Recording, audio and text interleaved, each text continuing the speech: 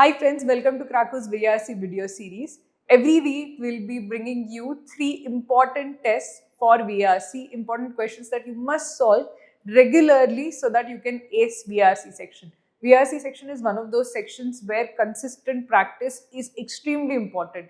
You see the gains after a few months. There is no immediate improvement in VRC. So in such cases, you have to put in efforts regularly for months on end before you see any improvement.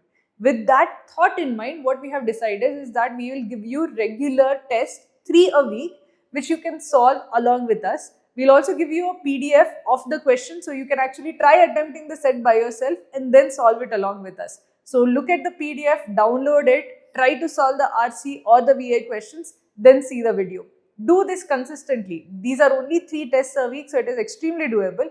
But do this consistently and slowly over time you will see yourself improving. So I hope to see you come in every single week and solve these 3 tests. If you need more VRC practice tests, just search for Kraku VRC sets and you will get a lot more tests like these. Keep solving, keep practicing and keep getting better. I hope to see all of you completely crack the VRC section in CAT 2026. Hi friends, welcome to Krako's video series. I'm Saili Kale. In this particular video, we have a passage which is based on AI and the need for regulation on AI as such. Basically, the need to have some kind of restrictions on AI, and the author basically lists down all the possible ways in which AI could harm humans. So let us take a look at the passage. We'll go paragraph by paragraph, then take a look at the questions. Fears of artificial intelligence have haunted humanity since the very beginning of computer age. Hitherto, these fears focused on machines using physical means to kill, enslave or replace people. But over the past couple of years, new AI tools have emerged that threaten the survival of human civilization from an unexpected direction. AI has gained some remarkable abilities to manipulate and generate language, whether with words, sounds or images. AI has thereby hacked the operating system of our civilization. So the author is saying that for a very long time we were afraid of AI. Mostly we would think that okay, there would be robots and like AI, artificial intelligence would like generate a army of robots and those robots will come and kill humans. That was the traditional fear of AI. Traditional long-standing fear of AI was of physical harm, that there would be a robot army that would actually kill humans. But what has happened is very different. Now the new fears are of manipulation through language. Recently, AI has generated new abilities of like controlling or generating language. It is able to write articles, it is able to write paragraphs of text or create new images or create new sounds as such. And that has caused a lot of fear that they might try to hack into our very the operating system of human culture. Our civilization's operating system is language, and if AI can generate language, it can hack our human culture as such. So the new fear is of manipulation, hacking our operating system of the civilization. So the new fears are not of physical harm, but rather of control and manipulation. So let us take a look at the next paragraph. Language is the stuff almost all human culture is made of. Human rights, for example, aren't inscribed in our DNA. Rather, they are cultural artifacts we created by telling stories and writing laws. Gods aren't physical realities. Rather, they are cultural artifacts we created by inventing myths and writing scriptures. What would happen once a non-human intelligence becomes better than average human at telling stories, composing melodies, drawing images, and writing laws and scriptures? When people think about ChatGPT and other new AI tools, they are often drawn to examples like school children using AI to write their essays. What will happen to the school system when kids do that? But this kind of question misses the big picture. Forget about school essays. Think of the next American presidential race in 2024 and try to imagine the impact of AI tools that can be made to mass produce political content, fake news stories, and scriptures for new cults. So what is being mentioned over here? See, language is the is basically the, as the author calls it, operating system. It is the basic building block of human culture. So these are the building blocks of human culture, and this includes our gods, our laws, everything, right? So from rights to gods to music. Every part of our culture is essentially built through language. Anything which you say is human culture is built through language. Without language, we would not have any stories about what our gods are, or what our values are, or what our rights are. All of this is built through language. Now the author says that suppose AI can generate content. Now it can write its own bill of rights. It can create its own rights. It can create its own gods, its own music, all of it, and it can hijack human culture, where it is no longer written or created by other humans, but rather by non-human intelligence. It can manipulate and change our idea of what rights should be given. It can change our idea of what kind of God should be worshipped. It can change our idea of what music should be listened to. So essentially, it can hijack our entire culture. Now, a lot of people worry when they look at AI which generates text. They worry that, okay, school children will not learn how to write their own essays. They will use AI to write their essays, and the author says that they will essentially be cheating and not performing the job that they are supposed to in school. So the author says that school essays is such a small problem. If you look at the bigger picture, most people focus on this small problem when it comes to ChatGPT and AI which generates language. The larger problem is that this entire culture can be hijacked by AI. So instead of writing school essays, suppose it writes political commentary, political essays. Suppose it writes columns. It writes songs supporting one particular candidate. Suppose it does all of these things to try to influence our presidential election in one way or the other. It can, instead of influencing the school essays or the school life of a child, it could change the outcome of a presidential election. So this in turn could change an election result. Now, why is this important? Now, humans are supposed to decide who they elect in a particular election. If AI starts to manipulate humans, then AI decides, and there is a real risk. The real risk is not whether your child will write his own essays or not. The real risk is that you can come under the emotional control, or rather the mind control of AI. So the author says that if you're thinking about, okay, AI is preventing children from doing their honest job in a school essay, you're looking at a very tiny problem. If AI is able to generate content, the bigger problem is that it can generate content such that it ends up controlling humans. If you control election, you control the leaders. If you control the leaders, you control the population.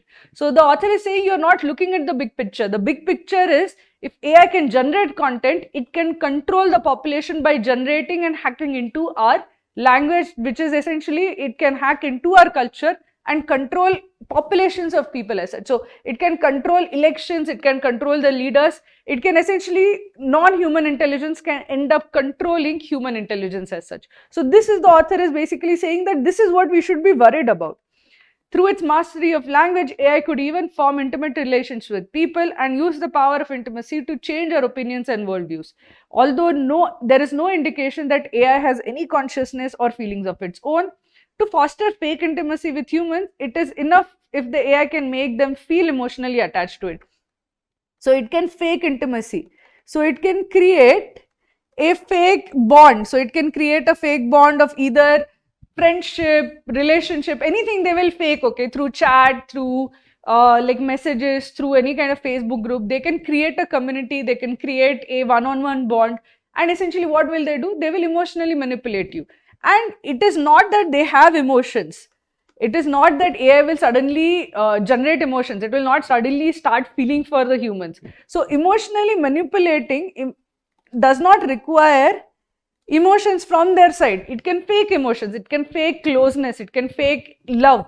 And when it does all of that, what will happen? The person who actually starts feeling for this AI generated nonsense will end up being in the control of AI. Then they can change the person's mind and make them have their own worldview. So basically, if you are an AI and you wanted one particular presidential candidate to win, so you would have a lot of these chatbots which would start like generating friendship with random people on the internet. You would have millions of chatbots. Those guys will start contacting people, will start chatting up, create a fake bond with them, create some backstory about their like childhood life, etc., etc. This person starts to actually start feeling a friendship or relationship with an AI bot. And what will the AI bot slowly do? The AI bot will slowly try to change the mind of this person into a worldview that they support. Suppose the worldview is either that, okay, we need somebody, suppose AI feels that for me to take over the world, I need access to a lot more energy. I need access to a lot more like fossil fuels. Everything should be allowed, because if that is allowed, I will get more energy, and to run AI, you need lots and lots of energy. So suppose that is the end goal of the artificial intelligence. So it will run these chatbots to change the worldview of all these individual people to support some presidential candidate or some candidate which supports burning of fuel or supports like generating more energy, just so that for its own ends. It might be bad for humans, it might create climate change that actually ends up killing humans, but the AI doesn't care, because for its ends, it is using these chatbots to manipulate people towards its end. So what the author is saying, that you can have these kind of fake relationships, fake intimacy, which can be used by people to change, like by AI to change people's minds into its own worldview, into its own direction. Basically, this is about emotional manipulation, how AI can also do emotional manipulation. So, of course, new power make emotionally attached to it. So, let us take a look at this emotional manipulation. What will happen to the course of history when AI takes over culture and begins producing stories, melodies, laws, and religions? Previous tools like the printing press and radio helped spread the cultural ideas of humans, but they never created new cultural ideas of their own. AI is fundamentally different. AI can create new ideas, completely new culture. Of course, the new power of AI could be used for good purposes as well. I won't dwell on this because the people who develop AI talk about it enough. So the author says that, see, if you look at other breakthroughs, for example, the breakthrough of printing press. So printing press also changed human culture in the way that printing press allowed the printing of books, a large scale dissemination of ideas, and suddenly people became more literate, became more egalitarian, the society became less hierarchical, less feudal, there was more equality. People were suddenly had access to information and knowledge. So they weren't, the poor were not like forever subjugated to the bottom class, the rich were not forever elite. So essentially it enabled many things, including revolutions. It enabled a more fairer, more equitable society as such. So it also had a huge impact on culture. But these cultural ideas that it enabled were human ideas. The idea of equality, the idea of liberty were human ideas. The printing press only enabled it. But the AI revolution or AI breakthrough is not like that. All the things like radio and printing press allowed for the dissemination of human cultural ideas. But AI could generate its own culture, its own ideas, and it could disseminate these ideas to replace or supplant human culture. So whatever is our current human culture, human religions, AI could end up replacing those religions. It could end up replacing our idea of rights. It could end up replacing our ideas of what is the right values or morals to do. Suddenly we will have a blast of a lot of artificially generated content which tells us that, okay, this is the true religion, or this is the true values, or these are the right morals. And a lot of people can fall to that manipulation. So essentially the author is saying that this AI is a very different breakthrough, different innovation, in the sense that it can create cultural ideas, create a new culture which replaces human culture.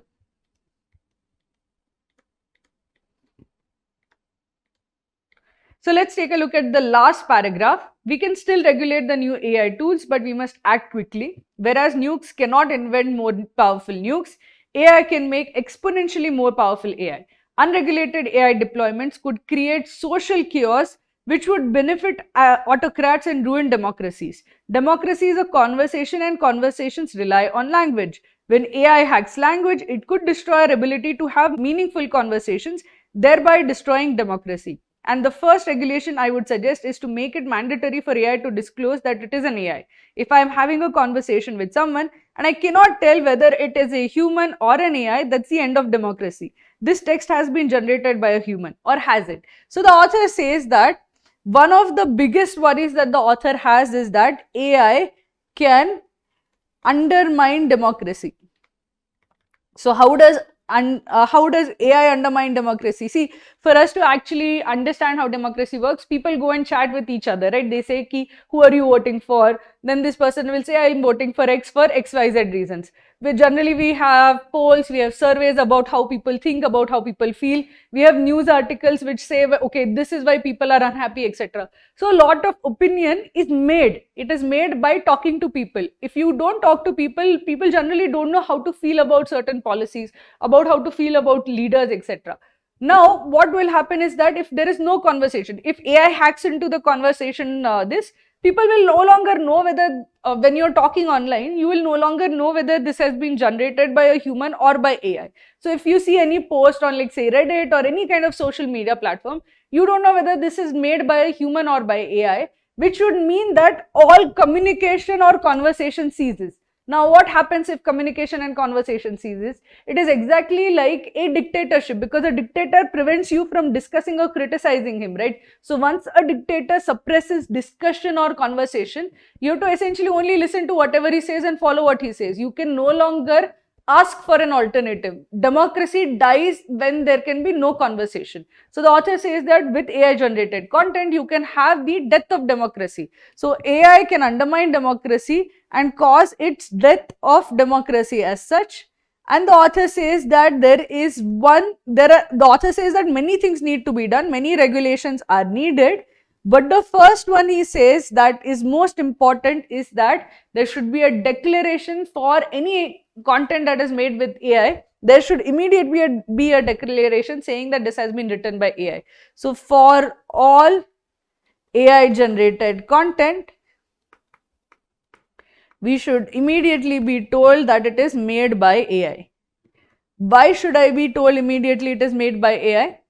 Because then I can know whether I'm speaking to an AI or whether I'm speaking to a human. So it will then not be able to hack into our culture, because I will not take any content that is made by AI seriously. If I'm talking to a bot, I will not form any kind of emotional ties with it. I will not be manipulated by AI. If I know for sure this is AI, I will not take it seriously, because I will believe only a fellow human. So the author says that this should become mandatory.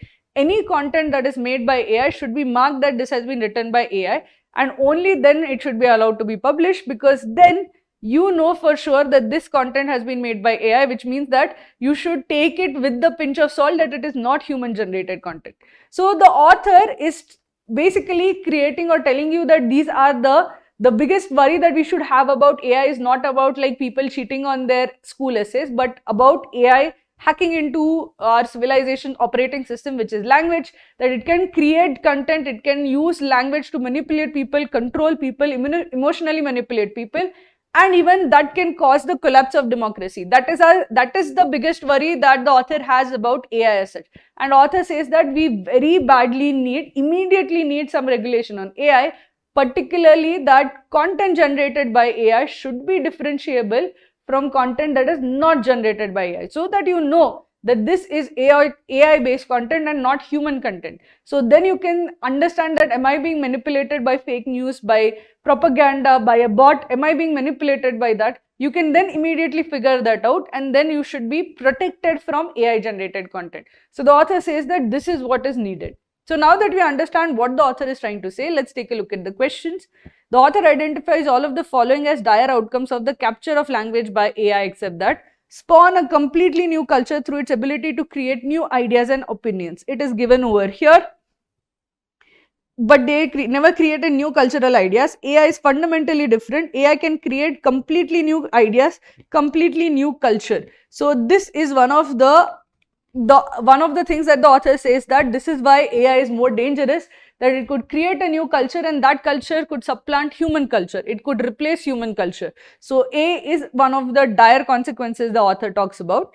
Outstrip human creativity and endeavors in the spheres such as art and music and in the formulation of laws. The author says that over here that what would happen once a non-human intelligence becomes better than the average human, so that is outstripping average humans in telling stories, composing melodies, drawing images, and writing laws and scriptures. So this idea has been explicitly given in the passage, that this is one of those cases where AI could actually hack into our culture and replace or change our culture by doing cultural activities better than humans. So this is also given as one of the dire consequences. Eventually subvert democratic processes through mass creation and spread of fake political content and news. This is also true where the author is saying what will happen to this, but the question misses the bigger picture. Think of the next presidential race in 2024 and imagine the impact of AI tools that can be used to make mass produce political content, fake news, stories and scriptures for new cults. So the author says that this is also possible, where they can change the entire election, or it can subvert an election by creating fake stories, by creating fake political content. They can make fake news and try to manipulate voters into voting for whoever they want to vote. So this is also given as one of the dire outcomes. Apply its mastery of language to create strong emotional ties which could exacerbate the polarization of political views. Now the author has talked about this emotional ties and use language to create emotional ties. He has talked it over here, intimate relations with people, and use the power of intimacy to change our opinions and worldviews. So the author is saying this is one of the dire outcomes. Apply its mastery to create strong emotional ties, but it should not be used for exacerbating the polarization of political views. See, if AI started controlling us, would it cause polarization or would it cause manipulation where they are leading you in one direction? Polarization is done when the author, when you can't control somebody, you will polarize the audience so that it does not vote one way or the other. But in this case, here we are saying that the AI is creating an intimate relationship to control your worldview, to control your thoughts, to control how you think. So it can actually change our opinions and worldviews. So would it change the opinions and worldviews to create polarization, or to change opinions and worldviews in the direction that they want? So I want you to, between candidate A and candidate B, I want AI wants, suppose, all people to vote for candidate A so that candidate A wins. That is what the end goal is. So would it create polarization where there's like the population is split between A and B, or would it create a fake narrative which supports A, which kind of changes people's opinions towards A? So that is what they would do, right? They would actually like change your opinion and worldview towards the direction that they want. They wouldn't create polarization. Polarization means a split demography, but this is not what the AI would do. It would actually manipulate you into the direction it wants you to go. So this part, polarization of political views, is not given. The first part is true, but the second part is distorted. So that's why D is not something that the author says is a dire outcome. So D is incorrect. The second question is, the author terms language the operating system of our civilization for all of the following reasons, except that it can influence political views and opinions as it engenders close emotional ties among people. This is given as one of the reasons, or one of the ways that our operating system could be hacked, that it would create fake intimate relationships and then use that to actually change people's worldviews and opinions. So this is one of the reasons why it is called as the operating system of a civilization, one of the crucial roles played by language. So A is given in the passage. Is the basis of AI tools like ChatGPT, which can be used to generate academic content and opinion. So the fact that it is the basis of AI tools is not the reason why it is the operating system of our civilization. See, it is the operating system of our civilization. It is the basis of AI tools like ChatGPT. But because it is the operating system of our civilization, it makes the whole civilization vulnerable. So if AI can use our operating system of our civilization, it makes the entire civilization vulnerable. But the fact that the tools use it is not the reason why it is the operating system. See, basically you can say that this is language is the key to our culture, to our civilization, controlling our civilization. Now you have AI tools which generate language. The fact that AI tools generate language is not the reason why it is key, but this means that language which is key can now be used to like hijack the civilization. But the reasons why language is key to our civilization are different, that it creates intimate relationships between people, it is necessary for conversation, it is how people think, it is like the stories of who we are, our rights, etc., are all encoded in language. That is the reason why it is the OS. The fact that it includes or that it generates language is what makes our OS vulnerable. This is the attack on our OS. The reason or the positive uses, or basically what it is used for, is the reason it is called the OS. So it is used for our generating our political views, it is used for generating culture, it is used for generating rights, stories, religions. That is why it is called OS. This is basically describing why it is vulnerable to attack. So B is not the reason why it is called the operating system of our civilization. Rather, the basis of AI tools like ChatGPT, which generates academic content and opinion, is the reason why this AI can hijack our culture. So it is not the reason why it is so crucial. It is the reason why it becomes vulnerable. So B is the right answer. But let's take a look at C and D as well. Is fundamental to the articulation and spread of human values and culture in our society? Yes, that language is needed to define human rights. Language is needed to define human culture. It is needed to define religion, to tell stories of who we are. So C is also the reason why it is called the operating system of our civilization. Has laid the foundation for the creation of cultural artifacts through writing and telling of stories. This is also given that because of this we have stories about religion. Because of this we have stories about our culture. So A, C, D are reasons why language plays such a crucial role in human civilization. B is what makes this so vulnerable. Why our civilization is so vulnerable? Because language, which is so crucial to us, is also generated by AI. So that is why B is the vulnerability, A, C, D is the importance of language in human civilization. So B is the right answer. We can infer that author is most likely to agree with which of the following statements. People's fears of the dangers of students using ChatGPT and other new AI tools are unfounded. They are not unfounded, but they miss the bigger picture. So the author is not saying that students using ChatGPT is like okay, or you are overblowing it. The author is saying that you are looking at this small problem when this huge problem exists. But he's not saying that this is not a problem. He's not saying that this fear is unfounded. School essays are a legitimate fear. But the author says there's a bigger problem. You should not focus on the smaller problem when a bigger problem is there. So A is not something the author would agree with. The commonly expressed fear that future AI developments will fatally harm humans is unfounded. This is not true. The author says that we used to fear physical harm, but humans can be harmed in other ways through manipulation and control. Maybe it can even be fatal to humans. Who knows? If AI controls who we are, it changes our religions, it creates its own religion, new culture, new subculture. If it manipulates and controls us enough, it could even be fatal to human civilization. But the author is not saying that this is unfounded. The author in the entire passage is saying that AI has found a new way of attacking us, a new way in which we are vulnerable to AI. Mostly we used to think of physical harm, but it is cultural, emotional, social harm that we need to be more worried about. So B is not something he would agree with. So the third option is, apart from its drawbacks, AI tools have been beneficial in boosting technological industrial advance worldwide. So the author says that yes, it has some good things. The author says new power of AI could be used for good purposes as well.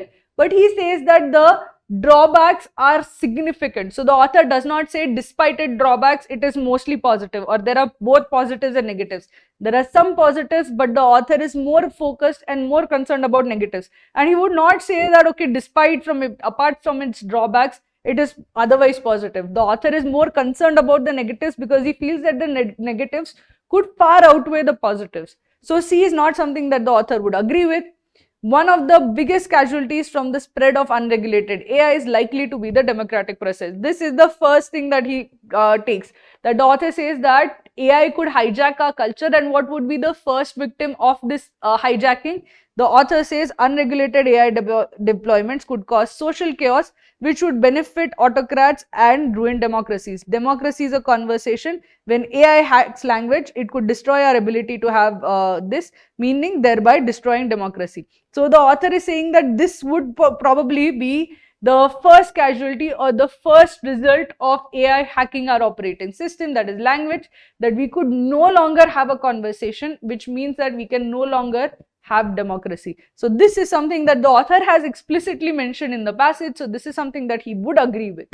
Let's take a look at the last question. The tone of the passage would be described as cautionary because the author lays out some adverse effects of proliferation of unregulated AI tools. Prescient as the author analyzes the future impact of the use of new AI tools on crucial areas of society and culture. Alarmist because the passage discusses scenarios of the influence of new AI tools on language and human emotions. Quizzical as the passage poses several questions, concluding with the questions on whether or not the passage content has been generated by AI. So if you look at the passage, what is the tone of the passage? It is persuasive. He is persuading you for the immediate need for regulations on AI. That is the first thing that he wants you to do, that we need regulations on AI. AI should not be unregulated. So calling it prescient, where he is just prescient is a objective tone where you just figure out what is likely to happen in the future. The tone is not prescient because he's not just saying that okay, this will happen in the future. He's saying that we should stop it from happening. So it is not just prescient. The idea is clearly that he wants to prevent something from happening. So B can be eliminated because it's an objective tone and this is a persuasive. RC.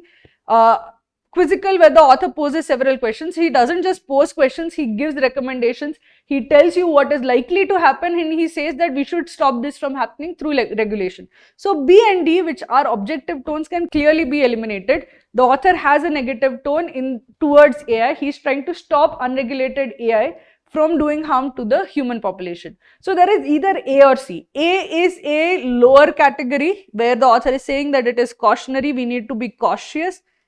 And the even more extreme version of that is alarmist, where the author is raising an alarm and saying that we immediately need to do something, that this is a very bad invention, that this has the potential of doing a lot of harm. I personally felt that there is a case to be made for both cautionary and alarmist, because the author is not just telling you that this is something harmful or it could potentially be harmful in the future. The author is saying that immediately something needs to be done. That is a point in favor of alarmist. But if you take a look at the remaining part, here is where option A wins out against option C. The author lays out some adverse effects of proliferation of unregulated AI tools because a passage discusses scenarios of the influence of new AI tools on language and human emotions. So it's not alarmist because of scenarios of influence of new AI tools on language and human emotions. It is alarmist about what could happen if AI could hack into human, the operating system of humans, which is culture, and create a new culture. That is what is alarming to the author. But more than that, the issue that the author has, the main issue is not that AI is bad or AI should be banned. What is the first argument of the author? What is the first thing that he says? We should regulate AI. Regulation is very badly needed. So it is not basically talking about different scenarios of AI tools on language or human emotions. He's talking about what harm unregulated AI can do. So between A and C, A is capturing the main grouse of the author, that we should not have unregulated AI, we should have regulated AI. So he's cautioning, see, if you keep AI unregulated, these are all the bad things that could happen. We can prevent them from happening through regulated AI.